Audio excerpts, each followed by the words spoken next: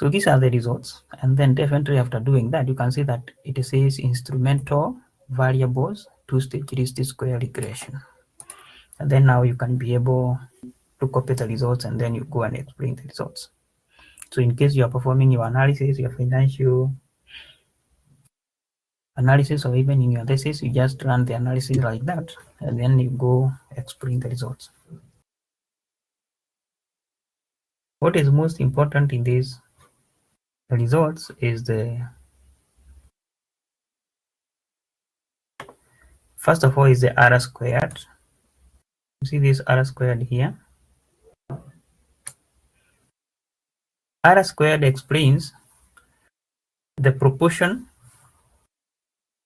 of dependent variable that is explained by the independent variables in the model. So how does P and Y, or what proportion of Q is explained by P and Y? So you can see our R squared is 0.865. It simply means that 86.56% of variations in quantity demanded are actually explained by prices and income. So we usually see that an R squared that is around or that is above 0.7, it is satisfactory.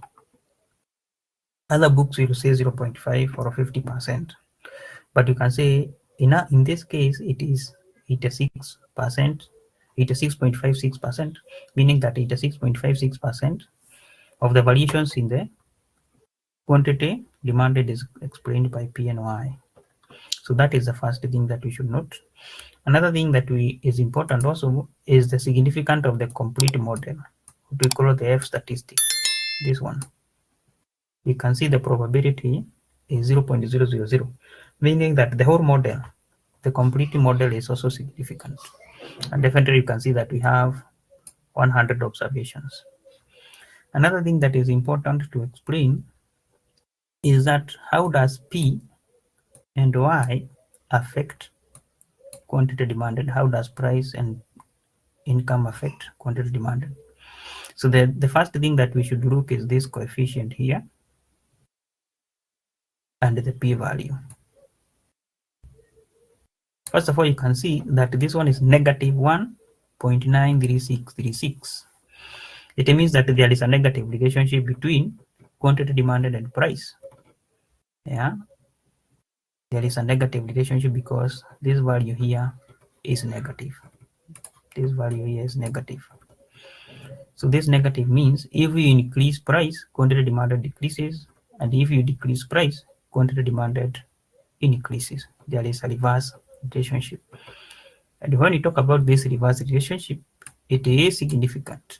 Why? Because the p-values are less than 0.05 level of significance. So that is P. Then you go to Y, the income. How does, even before we go to income, we can also look at the magnitude of this coefficient. Yes, it is negative, but the magnitude is 1.93. It means if you increase price by 1.9363 units, quantity demanded. So if you increase price by 1 unit, quantity demanded will decrease by 1.9363 units, and vice versa. So now we can go to Y. First of all, Y, the constant here is positive.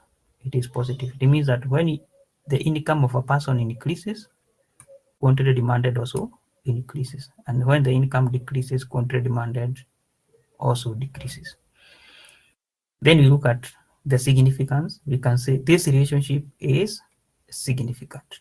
It is significant.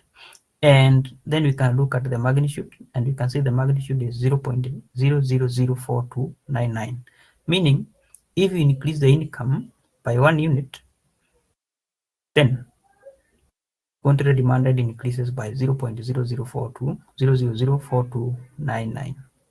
So these are the important statistics that we should look. We should look, or we should explain the R squared. We should explain the probability of the whole model, whether it is significant or not.